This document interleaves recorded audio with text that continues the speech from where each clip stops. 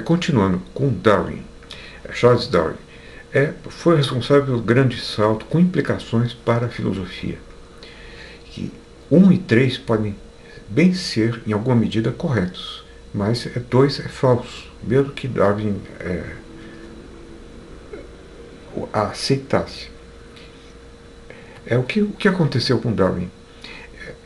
Claro que ele foi um estudioso, um grande cientista, mas ele teve algo que aconteceu em sua vida que, quando ele tinha 20 e poucos anos de idade, ele foi aceito, entrou em um veleiro Beagle e passou 5 anos viajando ao redor do mundo. Cada porto que ele parava, ele mandava uma caixa com tudo que ele tinha coletado para a Inglaterra. Isso, minerais e seres vivos, animais.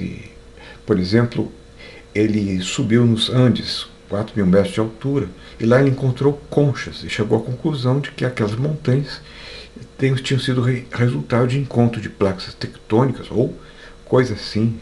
Na época não existia muito disso, mas teriam vindo do fundo do mar.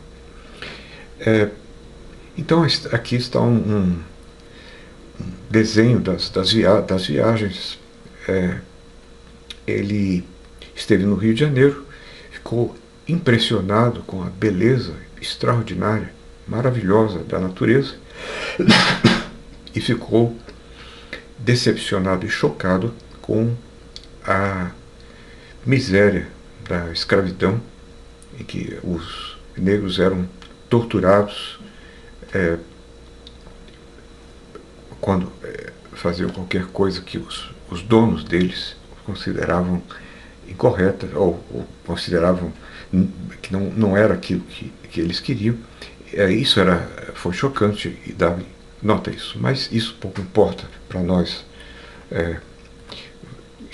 tentando historiar alguns pontos do desenvolvimento da ciência.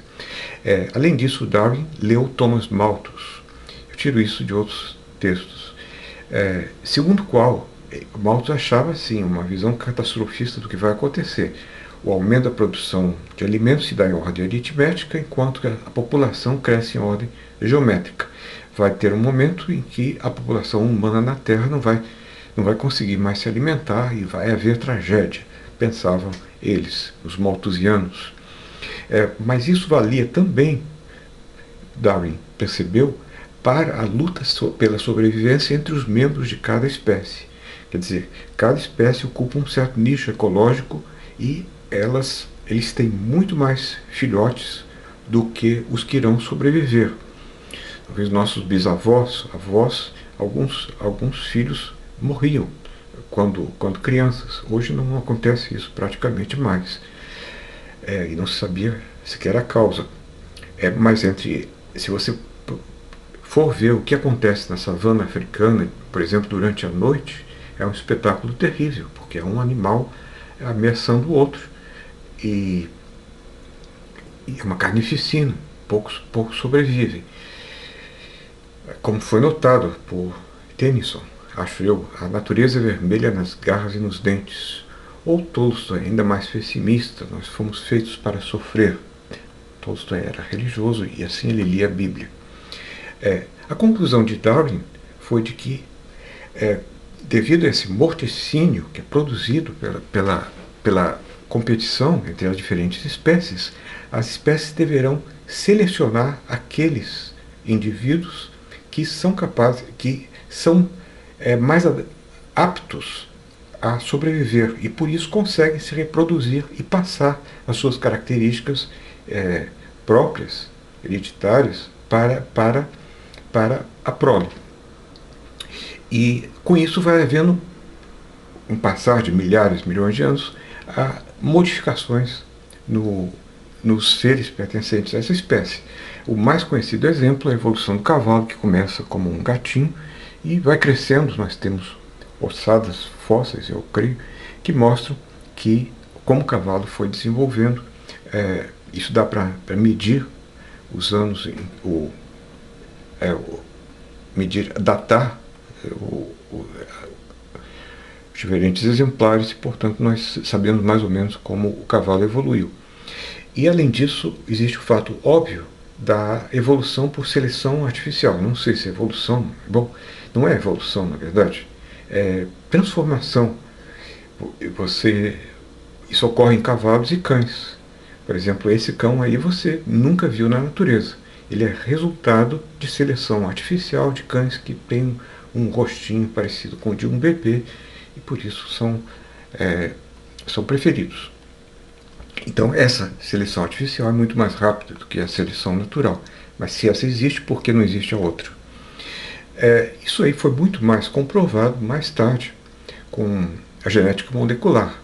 Em 1960, por aí, descobriu-se a estrutura química do ácido desoxirribonucleico, o DNA, e do RNA, e o DNA está no núcleo da célula, e é aquela molécula que tem o código genético da célula, e ela é formada de hélices que têm pontes de aminoácidos, e essas hélices são capazes de se duplicar e ir cada uma para outra. Uma fica na célula antiga, outra vem para a nova célula que se separa da primeira. Células idênticas. E assim também ocorre com a reprodução do ser humano. Nós temos o DNA aqui se duplicando, ou se replicando. Atualmente a ciência se desenvolve de um modo exponencial, uma quantidade imensa de dinheiro é aplicada na ciência. Há desenvolvimentos como da economia, antropologia, sociologia, especialmente nos últimos anos a antropologia, devido ao rastreamento genético das populações. Eles sabem, por exemplo, que o ser humano surgiu na África cerca de 50, 60 mil anos atrás, não sei exatamente. O último grupo de seres como seres humanos saiu da África, povoou a Europa. Há uns 10 mil anos atrás atravessou o Estreito de Bering e estava muito frio, mas ainda havia gelo que permitia a travessia do Estreito de Bering lá perto do Alasca. Do Alasca eles foram para lugares menos frios, como Estados Unidos, depois México, depois América do Sul, até chegarem ao Brasil. Acredita-se que tenha sido assim, porque não se encontra rastros do ser humano há 15 mil anos atrás ou 20 mil anos atrás. Então, e tudo isso pode ser, você pode comprovar, por exemplo, a semelhança genética entre o índio brasileiro e pessoas do Oriente, por exemplo, do norte, da Sibéria, ou o índio americano. Nós vemos, e eles conseguem rastrear isso pela análise dos genes. Agora estamos diante de algo que precisa ser descoberto, que é como o cérebro funciona. Talvez nós precisemos de 30, 50 anos para conseguirmos desenvolver uma neurociência que explique realmente como o cérebro funciona. Até hoje não se conseguiu. Porque é difícil você estudar o cérebro vivo sem matá-lo. Bom, então terminamos aqui.